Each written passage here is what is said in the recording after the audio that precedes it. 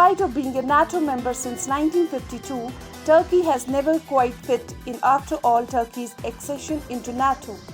Since its establishment, the security of the Republic of Turkey has been dictated by two main elements: geography and long-standing ties with the neighboring countries.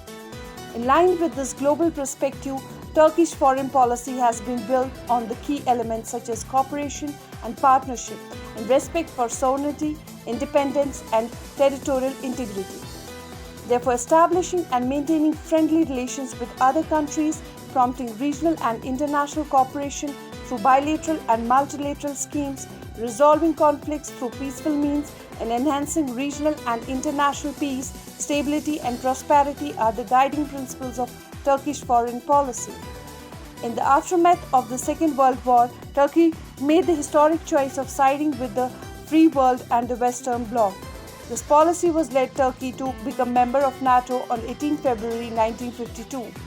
Since then, NATO has been the cornerstone of Turkey's defense and security policy.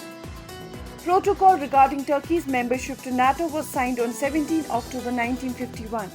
Law on the accession of the Turkey to the North Atlantic Treaty was endorsed on 18 February 1952, and Turkey became a NATO member together with Greece. All 30 NATO members must unanimously give the green light for the two historically neutral countries to join the alliance. Sweden and Finland recently announced their intention to join NATO in response to the Russian invasion of Ukraine. Turkey became a member of NATO together with Greece as part of the alliance's second expansion in 1952, less than 3 years after it was established. Here, what you need to know about Turkey's move. Erdogan on Monday accused the two Nordic countries of backing terrorism. Now Turkey's refusal to accept Finland and Sweden's bid to join NATO has triggered a spat within the alliance, otherwise united over the two Nordic countries' prospective entry. On Thursday, Turkey blocked the start of talks around Finland and Sweden's membership over complaints that the two countries have too lax an attitude towards the Kurdistan Workers' Party and the Glenist movement, two groups Turkey identifies as terrorist organizations. The Turkish military has carried out several cross-border operations in Syria since 2016, targeting ISIL and Kurdish fighters seen as terrorists by Ankara. Turkey controls swaths of territory in northern Syria and has been accused by some NGOs of forcing out local residents. The situation appears to be at a standstill. Ankara's objection could prove a real challenge towards a possible Finland and Sweden entry into the alliance, as NATO requires unanimous approval from all its members to accept new members. So, how is NATO going to respond to a member state that once again is proving an inconvenient, uneasy ally? Now the question arises, could NATO expel Turkey? It's not the first time there is talks of kicking Turkey out of alliance. The idea was first suggested in 2016 when Turkish President Recep Tayyip Erdogan cracked down on the opposition after a failed coup. It was then brought up again in 2019 when Turkey invaded northeastern Syria. NATO allies reacted with horror and concern at the humanitarian crisis unfolding in the country, with Sweden and Finland imposing sanctions on Ankara that are still in place.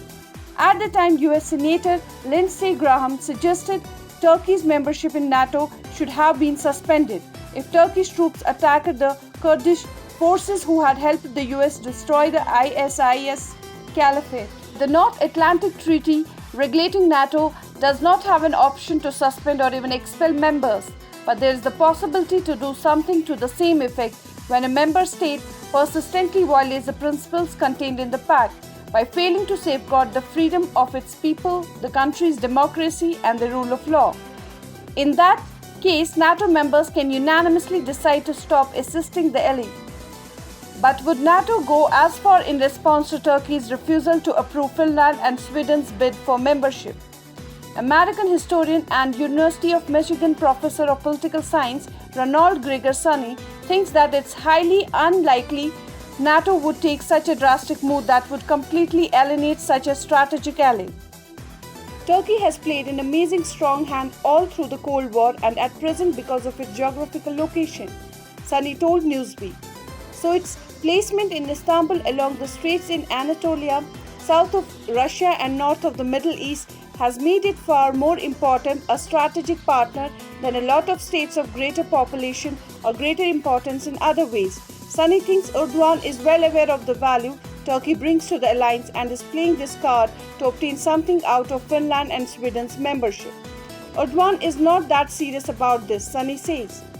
He will eventually agree, I think, that Finland and Sweden should be members. But he will get something out of it to get certain arms from the United States or certain concessions. He has many grievances, and the main one is that he does not want to be criticized about its domestic policies, his arrest of dissidents of Osman Kavala and other prominent people, or his treatment of the Kurds. So if the West keeps quiet, as it most often does, about the atrocities and the horrors and the repression of Erdogan regime, he will get what he wants. Talking at a press conference on Thursday, NATO Secretary General Jens Stoltenberg said NATO is in close contact with Finland, Sweden and Turkey regarding the concerns raised by Ankara over the PKK. I don't think it will be helpful if I go into the specifics of all those conversations. But of course, we are addressing the concerns that Turkey has expressed, Stoltenberg said, answering a question from a reporter.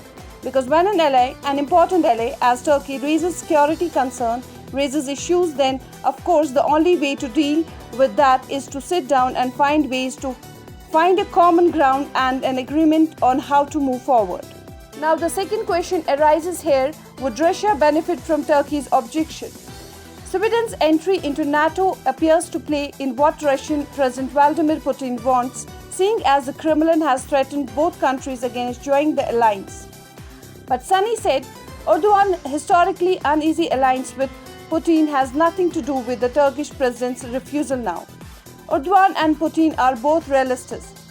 They are unsentimental about politics, Sunny said. They will do what is necessary to enhance their own state position. For Erdogan, that happens to include the repression of the Kurds, that is domestically within first and within his interior, as well as in Syria or anywhere else. And the Russians, could not care less about that. Turkey has historically been in favor of the expansion of NATO, so Erdogan believes that there will eventually be a compromise. Turkey might not exactly get what it wants, but its allies will likely offer something that will satisfy it, he told Al Jazeera.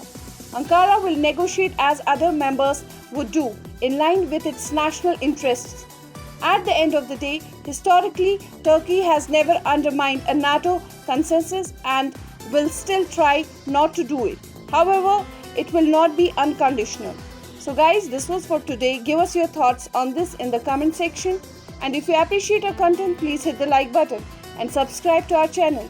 Share this video with your family and friends. We will meet soon in a new video. Thank you. Jai Hind.